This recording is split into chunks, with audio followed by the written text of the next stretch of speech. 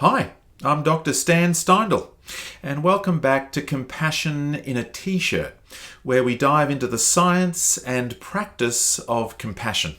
Before we begin, I want to mention that I'm raising funds for Movember, an amazing charity supporting men's mental health and prostate cancer research.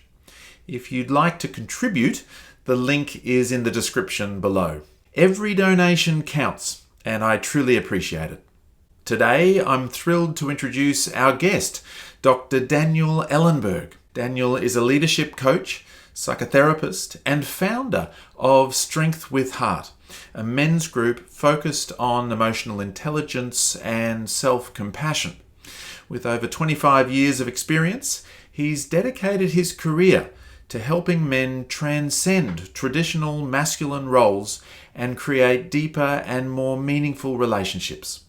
Daniel is also a co-founder of Relationships That Work and a principal at the Rewire Leadership Institute. And he's the co-author of Lovers for Life and has presented at major conferences on leadership, self-compassion, and emotional health. In today's conversation, Daniel shares his insights into the intersection of men, compassion, and well-being. We'll discuss the barriers men face in expressing vulnerability, the role of self-compassion, and how compassion can transform relationships. It's all right on topic for Movember, and so I bring you Dr. Daniel Ellenberg.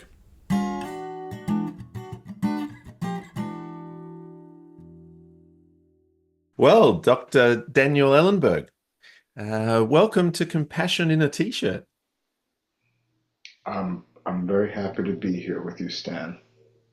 Great. I'm looking forward today to talk a bit about men and compassion, actually, and to sort of do a bit of a deeper dive into that topic.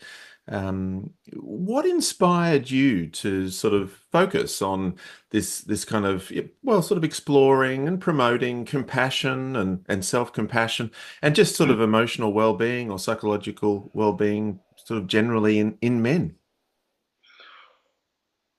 That's a big question, but of Yeah. course, we're on a podcast, so you should ask big questions, right? Yes. As opposed to what I'm wearing.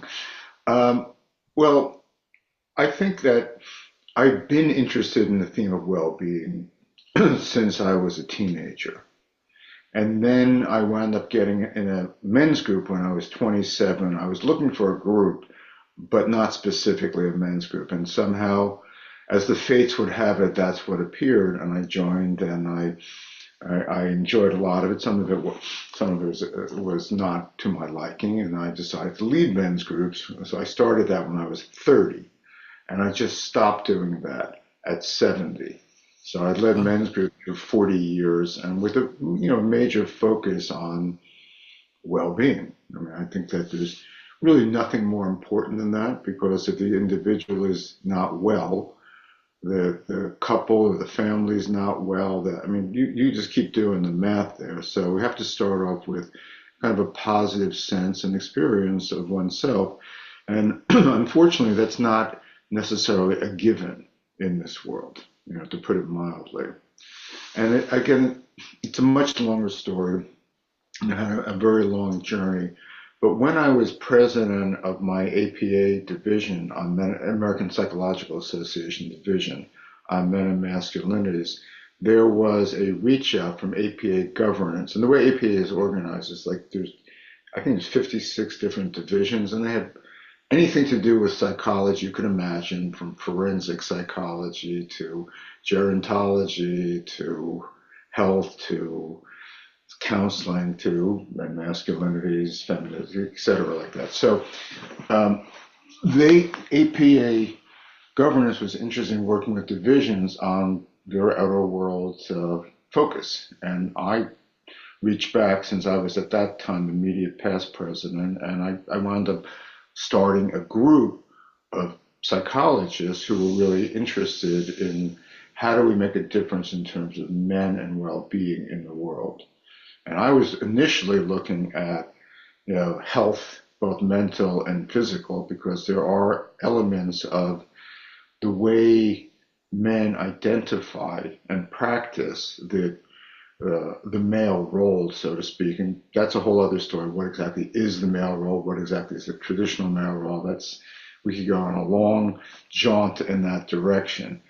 But I could see from the research and from practice and just keeping my eyes open that guys who were basically trying to brave through things and push things away and never admit that they were anxious or scared or had difficulties.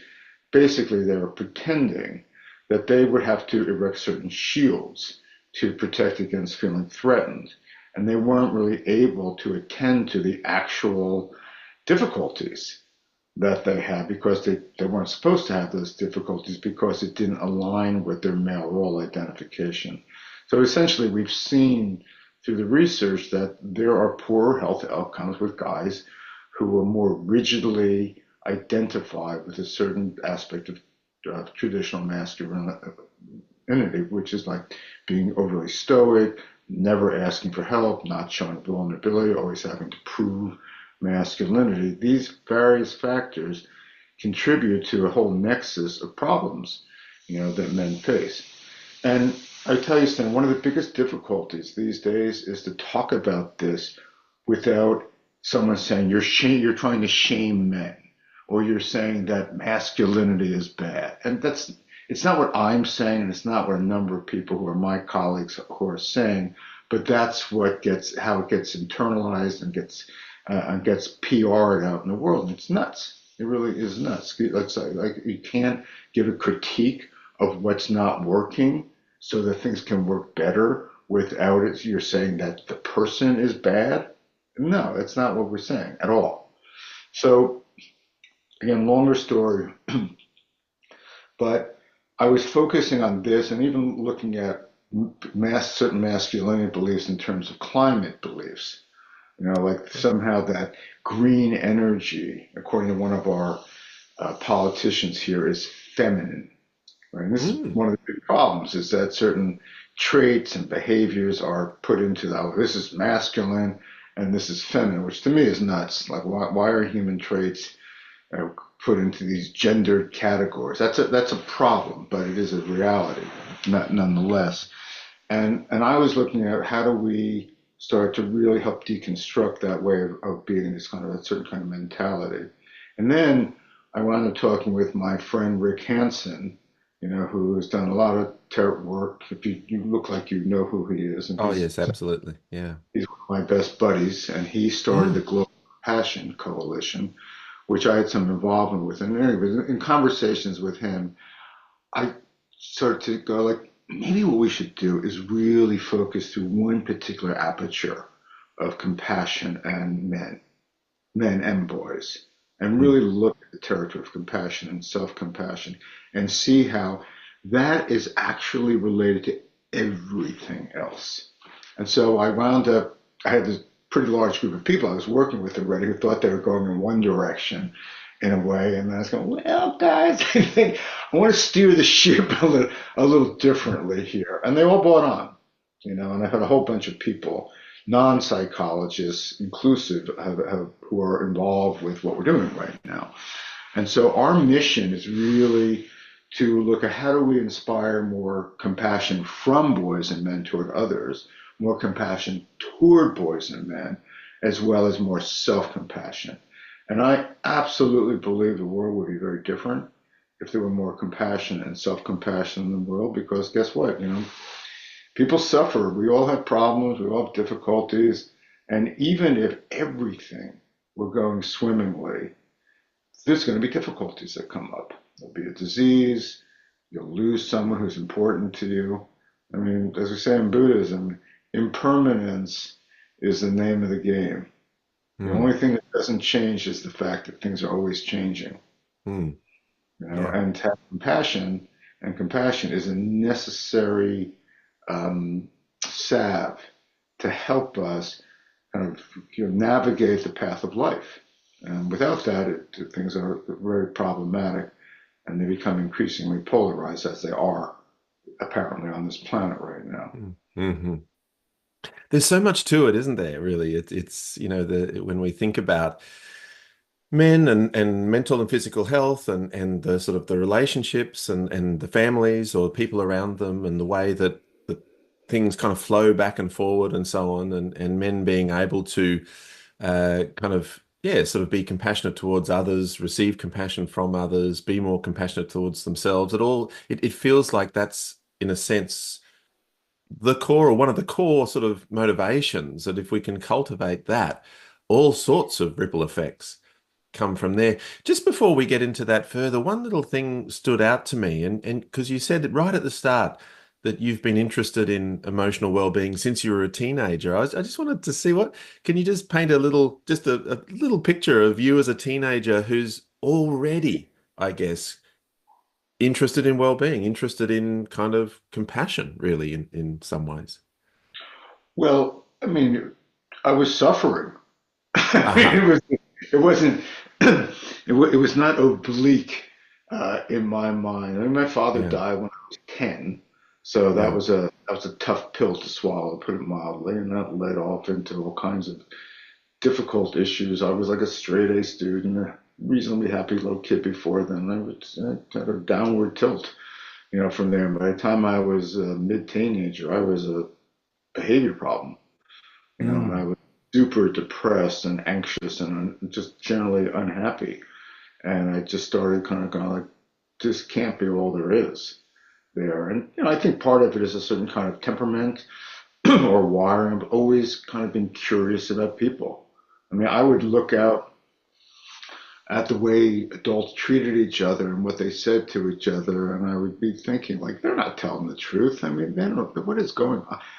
I couldn't quite grok the nature of life. I mean, that's kind of a rather large statement, but I just couldn't orient toward it, despite the fact that in many ways I fit in. I was fairly athletic. I was reasonably good looking. I didn't have some of the issues that some people have, but internally I was suffering like crazy, and I didn't even want to talk to about it. And I Mm. knew that there was something about being able to be in relationship around difficulties that in and itself was healing. And it was like, how did I know that? I don't know. I mean, Mm. how can we actually figure this out? I think there were some moments where I got to say certain things and I felt better, to do that. And I thought, this makes sense, Mm. to me. So it didn't have a role model. It didn't have it had no one to follow, in this regard. I was kind of on my own path with it. And I just kind of wended and wove my way, through the path. And, pain became a guide. And it's like I was determined on some level to not live in constant pain. Mm. So Mm. that was a motivation, Yeah, for start. that was the word that popped to mind for me, the sort of motivation, that there's something about being able to engage with suffering that actually can be something of a wellspring for motivation towards compassion, towards helping others, helping ourselves. It's in the avoidance in a way, or the sort of shutting down to suffering that kind of, sort of becomes this massive block then, because we're putting all of our efforts into sort of not thinking about all of that. And so the suffering just continues. Absolutely, 100%. I don't know if you remember like the old Star Trek, or if Hmm. your is going to, but I like to use uh, the literal metaphor, if you can use the term like literal metaphor, which may sound a Okay. little oxymoronic, as it were. But when the USS Starship was under attack by the Klingons, for example, they had a device called the cloaking device, and the cloaking device would make the ship invisible on every level to an enemy. And so, boom, it would like disappear, and the Klingon ship would be, and go, where'd they go? You don't know where they are, which is great. I mean, it's a great defense. Just Yeah. like that. Can you imagine if somebody's upset with you and you just disappear and they can't see you? Anyway, that's another story. I'm turning on my cloaking device. But the thing about the cloaking device, the downside was that it made every other operation in the ship inoperable. The only thing it could do was it could be invisible to an invading ship, but it couldn't do anything else. That's how I look at defenses in a certain Mm. way. And what you were saying reminded me of that, Yeah. which is that if we don't deal with reality, essentially, that, okay, this hurts, this is painful, if we're denying that, avoiding that, pushing it away, and not allowing it to be in consciousness in any way, we can't deal with it Mm. at all. We just can't deal with it. And Mm. so when you were saying, Stan, about to be attuned to your own suffering as in some ways the wellspring, you didn't use the word creativity, but that's how I was hearing it, Yeah. creativity, connection, relationship.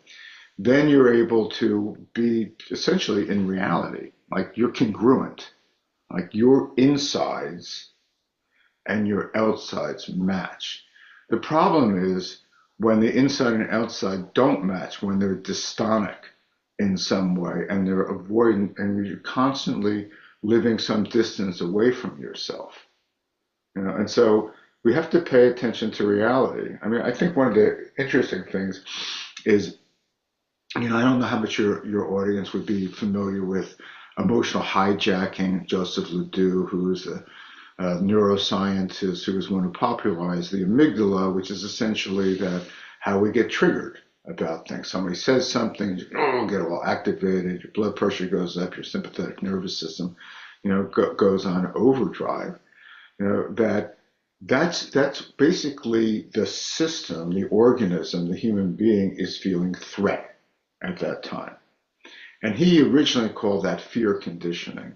But then he Mm. came out years later and he said that was his major professional regret was that he called it fear conditioning rather than threat conditioning. And I hope this isn't too academic right now, but I think it's an important point, which is essentially what he went on to say was that we have two different systems in the brain, obviously more, but the two he's talking about. One is the threat system, which is basically how a human animal or humanimal, as I like to talk about us, is organizing around threats. Because you don't pay attention to an actual real threat, guess what happens? And you can get taken out of existence like that. So we have to be particularly attuned to threats, which is why we have negativity bias, essentially, because if we're not paying attention to those, it's doomsday, right?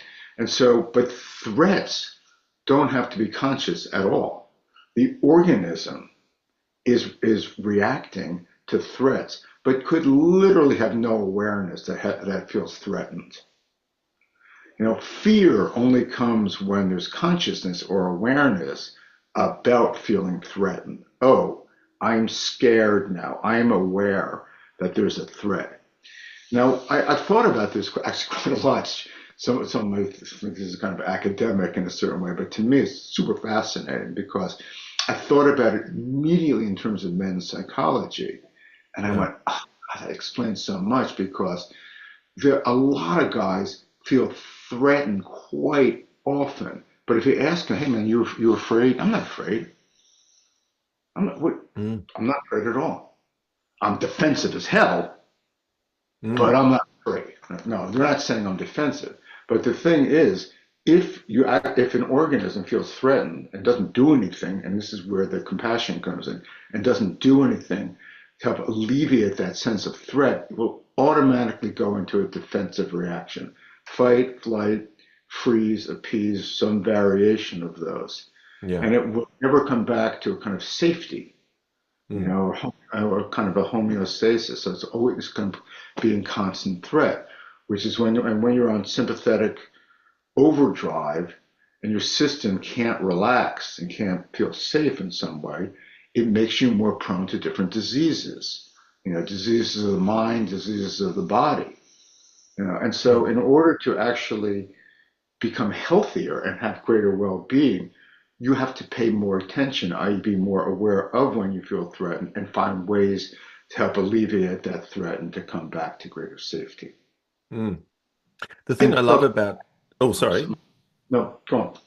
Well, the thing I love about your literal metaphor is that it's a sort of a both and, isn't it? It's both a very like the cloaking device was super helpful and very protective and was kind of helped to protect the ship, in those dire moments of Klingon attack or whatever.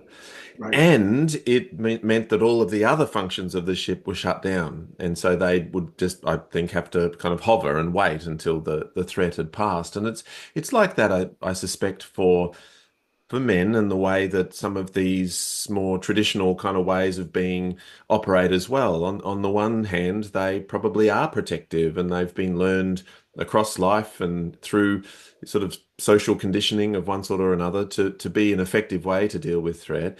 And at the very same time, shuts down other functions. And so there are other things that sort of are now out of reach when they're in those more defensive or frustrated or those kind of modes.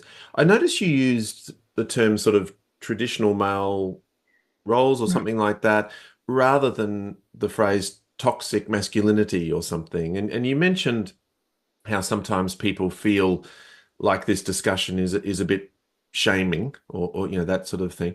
Well, tell us a bit about some of that, the traditional roles, this notion of toxic masculinity that gets spoken about, how men sort of are shaped to avoid emotion and avoid the compassion stuff. Right.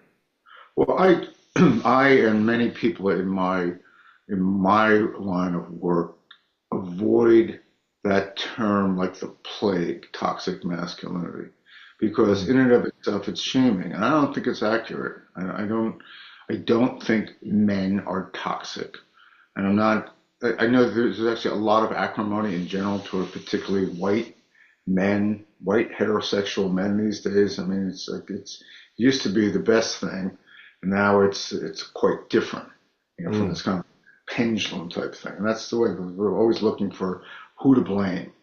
mm, Just the secret to success is finding people to blame for your problems in a certain way, which is obviously I'm being a bit ironic, in saying that. So I think toxic masculinity is a very bad term, and it misses the point. I think about like Paul Gilbert. I don't know if you know Paul Gilbert is the founder of compassion focused therapy, and I've had many conversations with him, and I appreciate his term for it, which I have adopted since then, which is toxic competitiveness, not toxic masculinity. okay. You know? And so, competition, at root doesn't have to be toxic at all. I mean, literally the meaning of it comes from the Latin competere, which is to strive together. So you use each other to become better, and challenge yourself to, Ah, yeah. to go faster and to bring more of your resources to bear. But the toxic masculinity starts getting conflated in a way where guys hear that and go like, "You're shaming men," and I kind of agree with that in a certain way. So I'm not at all interested in shame. Period. Yeah. With the exception of maybe some healthy shame that some people could stand to use more, like some politicians, for example. But that's not. We're probably not going to go there today. Probably shouldn't. But I think that the toxic masculinity is just not the best way of getting people to change, essentially, because when you start throwing insults at people, it doesn't make them want to open up. It's Mm. much more like I think about the Aesop's fable on the sun and the wind. The wind trying to get some traveler's coat off, and the traveler is grabbing his coat and getting tighter and tighter and tighter and tighter, i.e., he's feeling threatened by that and he's defending himself against it. Versus Mm. when the sun comes in and beams light and love or compassion on, he opens up his coat. And I think Huh. we don't do enough of that. And we don't do enough of that with boys for sure, and we try to toughen boys up. And this is part of the traditional masculinity, like teaching boys that they need to be tough and they need to, on some level, circumvent their natural vulnerability and really their desire and ability to connect emotionally with others. And when you start shaming emotions and wanting to love your friends and hug and be connected. And somehow that's not okay because you have to, toughen up and be a real guy or something. That's where the problem begins. Mm. And that cultural, it's more than a cultural thing. It's almost like a planetary thing that somehow has, I think, archaic roots in kind of hunter-gatherer, societies where you had to manhunt to protect, and the hunter-gatherer hunters out there and protecting the tribe, kind of makes sense then. So Mm. all of the roles make sense at a certain point in history, but they don't seem to change because our rites and rituals are much slower to change than the causes, conditions, and context of life on this planet. Right. So we're going abiding by things from the Old Testament or something. Go, really, an eye for an eye, a tooth for a tooth, and like, really, is that what? What are we doing? So we have to keep revising our operating systems right now. Mm. And I think that the compassion and self-compassion approach to men masculinity is really necessary. Mm. Mm. I fear for the future of the world without that. I fear for the future of the world even with it, but without it, forget it. Right. Yes, I am a big fan of Paul Gilbert too, who you mentioned, and one of the things I have found sometimes in some of the discussions in CFT is that uh, competitiveness that can come along sometimes with a bad name almost. That competitive we want to be in the soothing affiliative system, and to be too much in the drive system or too competitive is kind of a problem too. Whereas I really appreciated what you said there, striving together, in a sense, and is where the word comes from. And I'm a massive Beatles fan, and so it just reminds me of Lennon and McCartney. That they were sort of in competition in a way. Like they were kind of trying to, sort of bring each other their next song, and kind of then the other guy's like, oh gosh, that's a good song. I got to do better, sort of thing, or whatever. And I definitely appreciate the sense that competition can absolutely be healthy and productive and Absolutely. positive and I mean, the problem is that I find that there's such either or thinking. mm, In general, in the world, we have to batify. It's not really a word, but maybe it should be. Certain things. And this is good. This is bad. This is right. This is wrong. This is the way it is, and it's just never that simple. I think about it was a H.L. Mencken. I love it. It's my new favorite quote. He said, "For every complex problem, there's a solution that's simple, neat, and wrong." okay, right. And it's just like Yeah, these single cause explanations about yeah. the way why guys are the way why the world is the way it is. It's like we're all. Are you kidding? It's Mm, it's way more complex, and I don't think we think enough about complexity. mm, In different parts, and even like with competition, it's a complex territory. There's no mm. question about it. It can be done super well. You can have people who are compete, for Wimbledon or the Australian Open, which I went to last year. Oh, You okay. know, and but they can be good buds, and it's important to know your paradigm. Because you know competition can be wonderful in a certain paradigm. Like you look at vulnerability, okay? That's a very interesting territory. Vulnerability, like it literally means openness to attack. And you go like, why would I want to be vulnerable if it makes me open to attack? Well, yeah, in a very competitive paradigm, you don't want to be vulnerable. You want to work on your vulnerabilities and you want to exploit the vulnerabilities of your opponent so that you can win because it's a win-lose paradigm.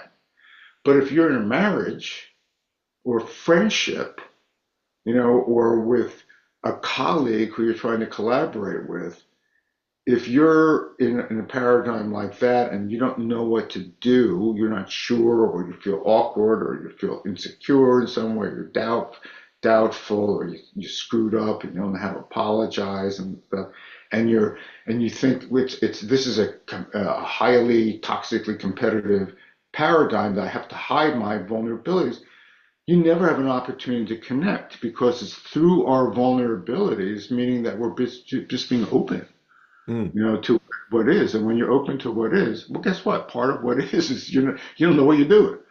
Mm. You're confused, you're in doubt, you screw up, you wish you hadn't said that. I mean, I've been there like, how many times?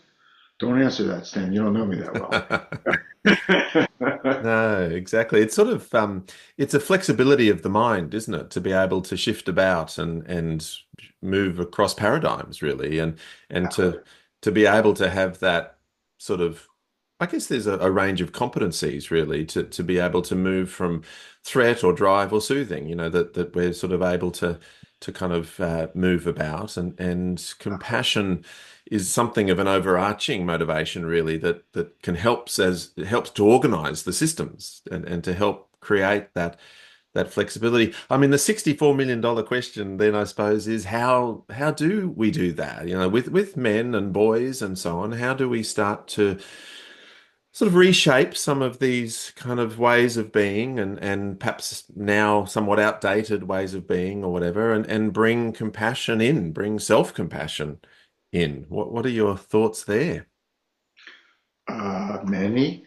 Yeah. Uh, well, this has been a conversation, this meeting, like the compassion piece around this between me and numerous colleagues for quite some time. So it's definitely in my uh, pattern to be reflecting on this. And one of the big questions has been, do we even use the word compassion?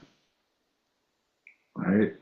Like if you look Mm. around, like Movember, largest men's mental health organization in the world, which started in your country, Mm. they don't use the word compassion, in their materials. Equimundo, probably the second largest men's organization in the world, they don't use the word compassion, they use the word care. I've spoken to people high up in both organizations and they get it. They're going like one of them, I'm not going to mention any of this, but how is compassion selling to guys? Because there is something around that guys generally hear compassion and they hear it in ways that are actually inaccurate to what it means. Mm. They hear compassion as, oh, don't be compassionate toward me because that means you're pitying me, which means you think I'm less than. It's a sign of weakness, or that if you're self-compassionate, you're not going to be motivated to get better. Mm. So there are a lot. It turns out that it's been like the character of self-compassion has been pretty well researched, and these are just fallacies about what it actually is. It's not like that. The motivation doesn't change. I mean, it changes, but it becomes healthier motivation because there is a natural desire, I believe, for human beings to want to grow. The flower, in the morning, and not calling us flowers. Oh my God, we're flower children. You know, the flower in the morning is down, and the sun comes up, and it starts moving. It moves toward the sun. I really believe that we humans we move toward the sun, but are the causes and conditions that kind of pound us down, that get in the way of that natural movement toward growth and expansion. Because imagine that you're a little boy, if we're talking about boys and men, and you're like going, "Yay, wow, this is exciting," and like this is they're the way they're running around, and then eventually they start learning that, no, don't do that, that's not cool. You Mm. should, you know how uncool you look when you do that, dude. Come on, man, pull it in. Jesus Christ, Mm. looks like a girl doing that. That's where the shaming, starts coming in. The shaming is toxic.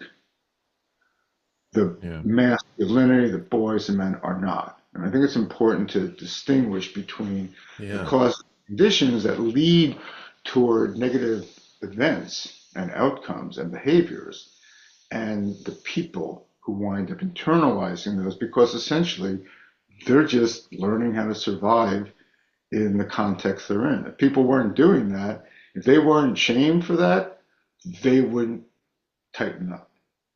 Pretty much that Mm. simple. Yeah. Who does the shaming, do you think? Is it men? Is it mothers and fathers? Is it just other boys? I mean, or probably everyone. Yes. That's what I was just going to say. Like and pretty much, whatever you were going to say, I was probably going to say yes. Yeah. And not Yeah. all of them, not to say that No, everyone, no, no. it's enough. These are cultural matrices that have lived for a very long time. And again, it's hard for them to die. Mm. But So, we need, if I may mm, say, one of those things, which is we need to educate the public about what real compassion is, because real yeah, compassion absolutely takes courage to do, because you have to actually come into face to face, body to body, experience to experience with someone else who are actually suffering, and you need to be able to maintain your own sense of self in the face of that suffering and to help alleviate that suffering. So it really takes courage to face that, just like it takes courage to face your own difficulties, which you were bringing up before, and not avoid or deny them or move away from them, but to actually go, this is what's true. mm, That's true acceptance. This is what, like, not as we wish it were, not as we fear it was. This is the way it is. And now, what do I do with this? mm. How do I deal with it? But if you won't face what is, you can't change it. Yes. Yes, that's one of the misinterpretations, I guess, isn't it? Is for sometimes men and others as well, sort of don't they miss that idea of that courage is often the key. It takes so much courage to do the engaging with suffering piece of compassion and strength and courage and wisdom. They're often sort of powerful qualities and concepts that people sort of see compassion as something weak or soft or too much like pity, when we're really thinking about compassion as strong and courageous and wise and caring and Yeah, helpful as well. isn't Um, it ironic? I mean, mm, it's like the most. I mean, here you are focusing on compassion, and so this must be in your face every day, on yeah, some level, and how do we get people to really get that compassion is what a it super, is. and it's Yeah, not this. I mean, yeah. it's it's mind blowing. Yes, it's funny because I've said this before, but on the YouTube or whatever, like, I get those comments even, people sort of having a go at me or whatever to say, oh, this compassion stuff is, kind of rubbish and, it's a shame. If one guy said, sort of shame on you or something like this at one stage, in the YouTube kind of commentary, it's really sort of very prevalent somehow or other, some of these, kind of, well, I guess what they are is again, it's the threat system thing, isn't it? It feels threatening. The idea of compassion flowing across the three flows is threat system activating in one way or another. And so up come those defenses again. We're kind of circling back to that same, the cloaking of the Right? USS Enterprise or whatever is kind of happening even in and around the notion of compassion in a Oh, way. absolutely. I Yeah. mean, it's recursive, in that regard. It keeps kind of turning back on itself everywhere you look. I mean, Yes. there's a theory in gender, particularly around men and masculinity, called precarious manhood. And Okay. it's from my eyes, it's probably the most widely accepted theory there is around male development. And uh, and part of the reason why is because it's quite well researched. And so the basic thesis is that boys learn that they have to prove their masculinity, Right. and that proving masculinity is difficult to do. And if it is done, it's easy to lose. I'm Yeah. talking about football. And it must be demonstrated in public. Yeah. And so you can Mm. imagine just the level of vulnerability there, because Mm. basically saying, like, you're not really a man, period. You have to prove that you're a man. And part of proving that you're a man is that you're never going to back down. You're tough. You're not vulnerable, in any way, and you're willing to fight for it if anyone looks at you the wrong way.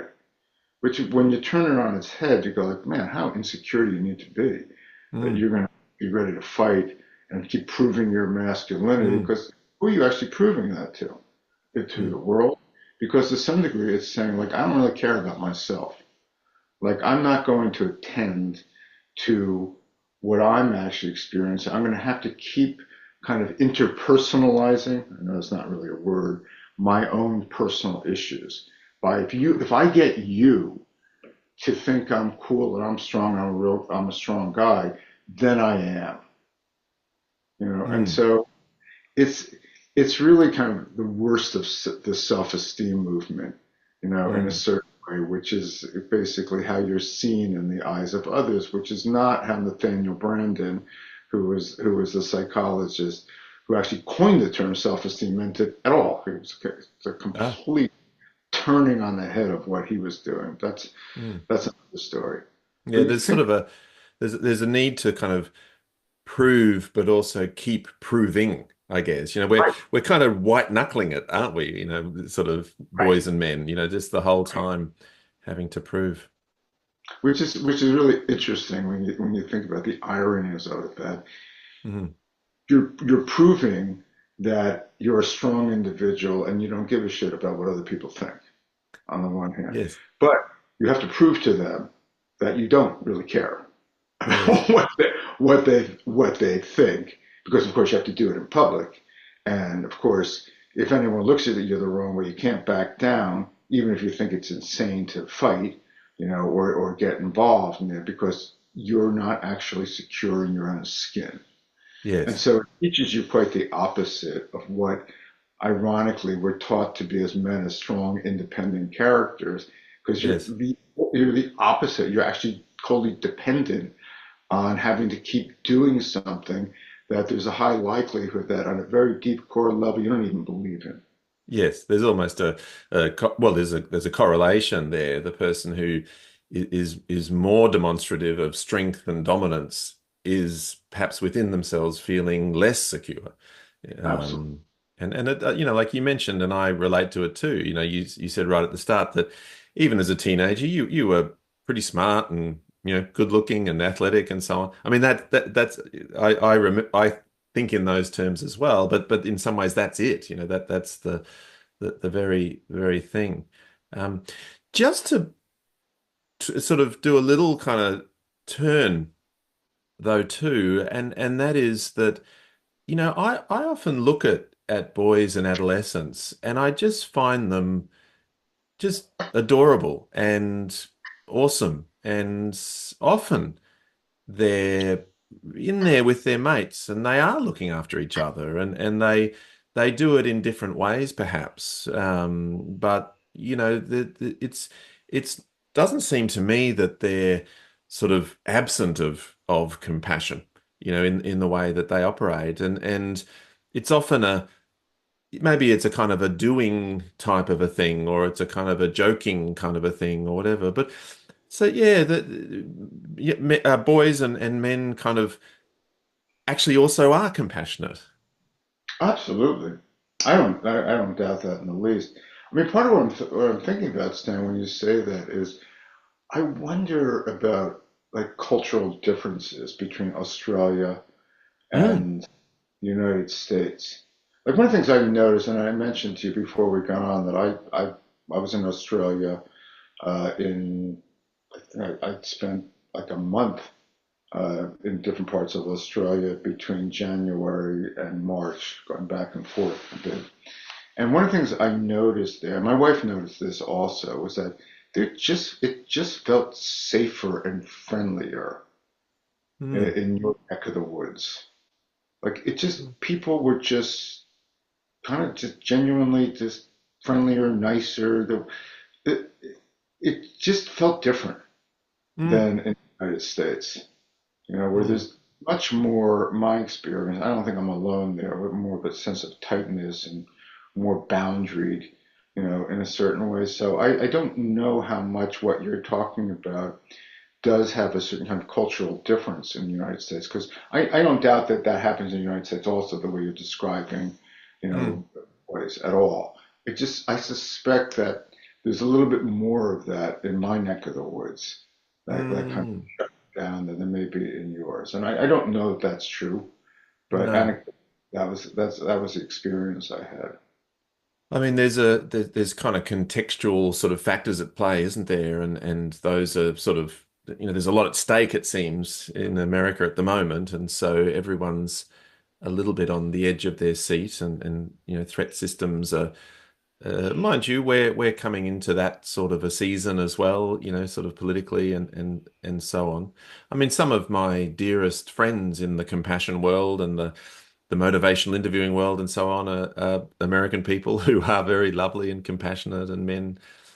I suppose what I was sort of thinking was we want to also catch men being good or something. Yes. It's or for want of a better way of saying it, but it's there. It emerges from them. We had some pretty devastating floods here many years ago, and I was around helping my one of my friends, whose house had gone under basically, and there was a sort of an older guy there. He was driving one of those little sort of one man diggers, moving mud and whatever. And I remember I said to him, what made you kind of feel such compassion, to come and he was like, what? Compassion? Nah, I just wanted to do something to help. And I'm like, that's kind of what I mean. But like there's often community, men step up, Right. often in those sort of moments. You're raising a very important point. That's a funny story in a way. I just want to help. It's like, yeah, but that's what we're talking about in terms of the Yeah. education. Like, they don't get that that's what he was doing. You Yes. know, Yeah. he said to him, Yeah. "Hey, guy, let me sit here next to you and give you a lesson in compassion." I'm sure he would Yeah. have been really open to that. I'm joking, Yes, you know. exactly. But what you're talking about, interesting enough, is what we're part of my group in the Men and Boys Compassion Coalition we're talking about yesterday, Mm. which is that we want to really be finding clips of guys just expressing compassion in ways that we don't call it compassion. Like Mm. I think about watching the Olympics recently, and Mm. the U.S. gymnast team, there were like five of them, and one of their stars on the team apparently fell off the horse, Mm. and so you have once every 4 years, and you have one shot at this thing. It's just talk about pressure, insane pressure, devastation. You know, he let himself down. He let his teammates down because not only would his own individual scores go down, but the whole team scores would go down. And he felt terrible. And they sort of put a picture of him sitting on the bench a few minutes later, and he looked forlorn, to put it mildly. And one of his teammates came up to him and sat down next to him and put his arm around him. Mm. And then you could just see this guy. He kind of like Mm. his from his threat system to his calm. So you could just feel that, and that's really exactly what compassion does. Is Mm. it activates the calming system or the soothing system, Mm. right? And without that, you're just going to constantly be in threat mode. Drive Mm. threat, drive threat, drive threat, drive threat, drive threat. And so that compassion from the other, it just helped him. And to me, it was super moving, Mm. watching these high level athletes doing that. And guess what? That's not unusual. That is actually very common practice, in sports, certainly in the military, Yep. men can be extremely compassionate, but they don't use the words Yes. like that. They don't call it that, but Mm. the actions can be incredibly compassionate. And I agree. I think one of the things that we're looking at is how do we make visible what's invisible in clear sight, Hmm. strange Mm. way. And that's a very important part of it, because if you tell someone like, hey, you don't have a certain trait or capacity at all, but we Mm. want you to really develop this, but you don't have any of it. Mm. That's a big hill to climb there. But if you say like you got some of this, Mm. and you could use more. I mean, there's a Mm. quote I love. It's Shunyo Roshi. He said, "You're perfect, and you could use some improvement." Hmm. Yeah, well, it's very like the old CFT. It's not your fault, but it is your responsibility, I suppose. We're wanting to really move away from the shaming and blaming, and we want to sort of help with the motivation to sort of still take responsibility for those bits that perhaps are more unhelpful. I must admit, I've found myself lately moving towards the word helpfulness as a kind of an alternative to compassion, because even caring can sometimes come along with connotations, I think, but sort of helpfulness. What may I be helpful, rather than harmful, basically, to myself and others, and trying to. But I definitely love that idea of little exemplar, sort of moments where men are demonstrating compassion across the different flows. What are the ripple effects there, do you think? If men are able to, cultivate this sort of a thing and do it perhaps in their own way or whatever, and but what are the ripple effects then for the people around them and maybe even society? Everything. Mm. I mean, first of all, I mean, how would that happen, and what would that look like if suddenly there was something ordained and boom, it just happened, and people would just suddenly showed up as more compassionate? Wow, what a different world it would be.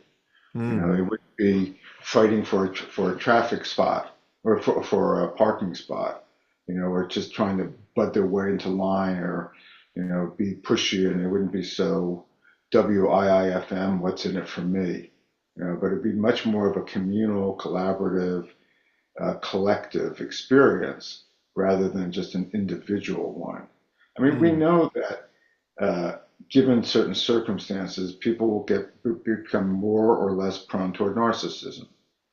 And Hmm. narcissism, often misunderstood, is not falling in love with oneself. Narcissus, from the original myth, fell in love with his image, in Mm. and so I think that we don't have enough self-love. We have too much loving of one's self-image, or too much fighting around self-image. And so I think that the compassion actually takes you out of the image part and takes Mm. you more to relationship, because you have to be relational. When you think about like your friend you were talking about, that's a horrible story. Sounds like he lost his whole house. Mm. And obviously that's beyond miserable. Mm. And care about your friend, and you want to be helpful, Mm. you know. So you volunteer your time. You're not asking for anything in return, because he's in your heart and you want to make a difference Mm. for him. That's beautiful, and that's a natural human uh, behavior. And if the world was such that that were more the rule than the Mm. exception, I Mm. mean, it'd be, I don't know if it would be exactly heaven on earth, but it certainly wouldn't be hell on earth. And sometimes I Yeah. wonder, Yes. what exactly this earth is. Yeah, the threat system really narrows the focus of attention, doesn't it? And it turns us inward, and we sort of get lost in that much more self-oriented kind of, the self-image piece. Yeah, and sadly, there are a lot of people in power who use that threat system for power, Mm. Mm. because we know that the best way to control people is to, freak them out, Yeah, and make them afraid. get people to feel threatened, and then to feel threatened. Why? Because of those people out there. Mm, I will save you from them. mm, But those people out there, that's what you have to watch out for. And of course, mm, that's exactly what you're saying is right. Threat doesn't close down. You're mm, into a defense pattern. Unmitigated threats trigger defensive reactions naturally. mm, And mm, so you're in a defensive state. And when you're in a defensive state, you're guarding against. And when you're guarding against, you know, you're not very fluid. mm, You don't have your boundaries are too tight. mm, We want to have healthy boundaries, like a healthy cell wall, mm. that has a certain Ah, kind of integrity itself, but is also permeable enough, to allow nutrients to come flow from within and to flow in from without. And that's how I look mm, at relationships. But if they're too tight like mm, that, you know, then you just have, danger and threat in the world. And, mm, we're not going to have a good world where people just keep harping on that. And which is not to say there aren't threats and dangers. I mean, there are. mm. I Yeah, think that we over exaggerate those. yeah. It's amazing that I guess there's definitely been a sort of progress over the millennia, but I've been listening to the Rest is History podcast lately, and the Roman invasion of Britain, back in 50 something AD or whatever. And there was all this PR at home about the Britons and how primitive they were, and they had these. You might relate to this. They had this facial hair that was so, kind of a sign of them, and apparently blue paint and whatever. And there was just this.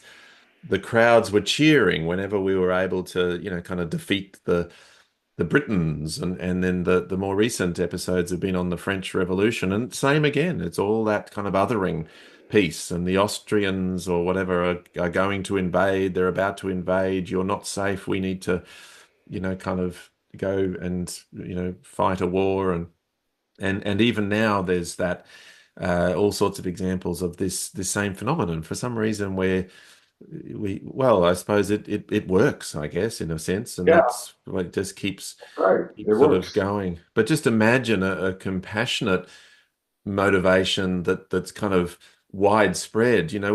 Firstly, we'd all be feeling much calmer and much less stress, but it would be opening ourselves up, and our focus, our attention could start to open up, and we could be just much more just interested in the well-being of ourselves and others. It would be a very different world. And we could have more fun. Yeah, yeah, yeah, Yeah. yeah. I Yeah, mean, that's a big one that Paul says too, is that, compassion can be playful or fun or those sorts of things as well. well, I mean, you think about love, okay? Now, you can be loving without being compassionate because compassion, to me, and Paul would probably disagree with me on Yeah, this I think so. about everything. But I do tend to see compassion as an emotion. He doesn't see it so much as that, but No. as love and plus awareness of suffering of others and with a genuine desire to help. But you have to, it becomes murky. Like words themselves are inexact. Words are Yeah. the map and not the territory, in a certain way. So what exactly does love mean? What does care mean? What does helpful mean? I mean, we can have different interpretations about what those mean. So it's probably useful to define one's terms, Mm, for starters, i.e., why would we need to define what compassion is? Because people have different associations about yeah. what that means, or what does love mean. If someone Mm, says I love you, and the other person says no, you don't, and you go, what do you mean I don't love you? And they get in a fight about it, mm, right? But I'm kind of like, well, what does love mean to you? Because mm. the way people feel loved is not necessarily the same as somebody who's delivering the love. That person may be feeling loving, but if it's not on that person's love map who's the receiver, it just may not land. Mm. Yeah. Yeah, And no, Paul does have a particular view, I think, but a kind of a benevolent loving or a sort of a humanistic loving, or being sort of bringing that kind of love and kindness to it is seems, yeah, absolutely right. The not the romantic love or those sorts of bits and pieces, but To me, it's like being a good citizen.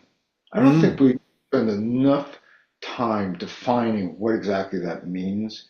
We use the word citizen's a common word, right? mm, But I don't think it's commonly understood, or that we mm. agree. But what are the tenets of being a good citizen, right? That's an interesting way in, actually. Yeah, in terms of this thing about, is compassion the right word?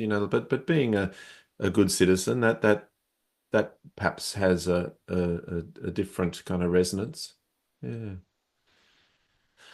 Well, I do feel that I like to think at least that we're moving in a direction. I certainly take your point that sometimes I look around myself and it feels tough. But then on the other hand, there are many people doing very good work, not least yourself. And so I really appreciate the work that you're doing, especially around men and boys and compassion. And I'm very interested. I hope we get to speak again about, some of that out, sort of ourselves. But for now, yes, Dr. Daniel Ellenberg, I really do appreciate you coming and talking with me on compassion in a t-shirt. Well, my pleasure, and I really acknowledge you, Stan, for the work you're doing, because I think it does take courage to do what you're doing, because you put yourself out there and then you get some nasty reactions there, and it's doing what you're doing is not for the faint of heart. And I Mm, suspect a lot of people don't realize that you do potentially put yourself in the crosshairs of some people who are not exactly compassionate and feel threatened by that. And yeah, so good for you. I was going to great. say good on you, but it's a little too colloquial, Okay, no, that's good. No, thank you. Thank you very much. My pleasure. Thanks, Dan.